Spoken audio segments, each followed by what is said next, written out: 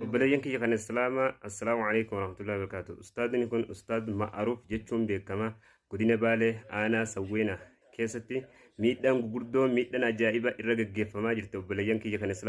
كناف ورتيغا نمو سغالي تاني في براد أبني في سبب نغرتي هدانيف تك هنجر دوچو بلين إسلاما سبب صوبا تنجتشو هداني من هداتين إلى أمان تناجرا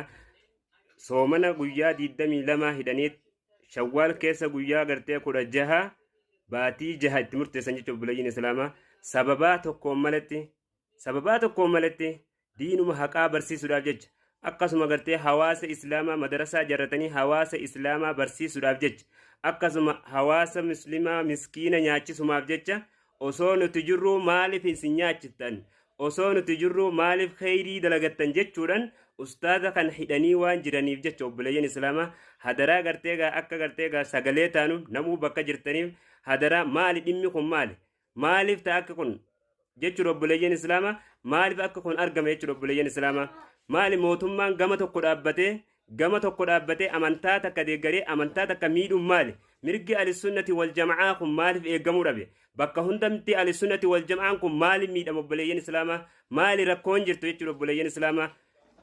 obboleeyyan islaamaa namuu viidiyoo tana gartee laayif kompilinki sheer godhuudhaan walmaddi hin gaadha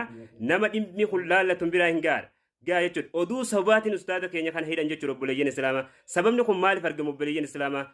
maaliif mirgi keenya hin eegamne maaliif gartee masgiinyi keenya saamame madarasaan keenya saamame maaliif gartee gaaduba osoo mootummaan jiru osoo mootummaan biyya bulchaa jiru mootummaa biyya bulchaa fi gartee ummata kanaa biyya bulchaa irraa wallaallee jira jechuudha masginni keenya bakka meeqatti saamamaa jira obboleeyyan islaamaa kanaafuu gartee viidiyoo tana nama dhimmi laallatu biraan naaf gaadhan isiniin jaa obboleeyyan islaamaa wassalaamu alaikum warahmatullaahi ta'ala wabarakaatu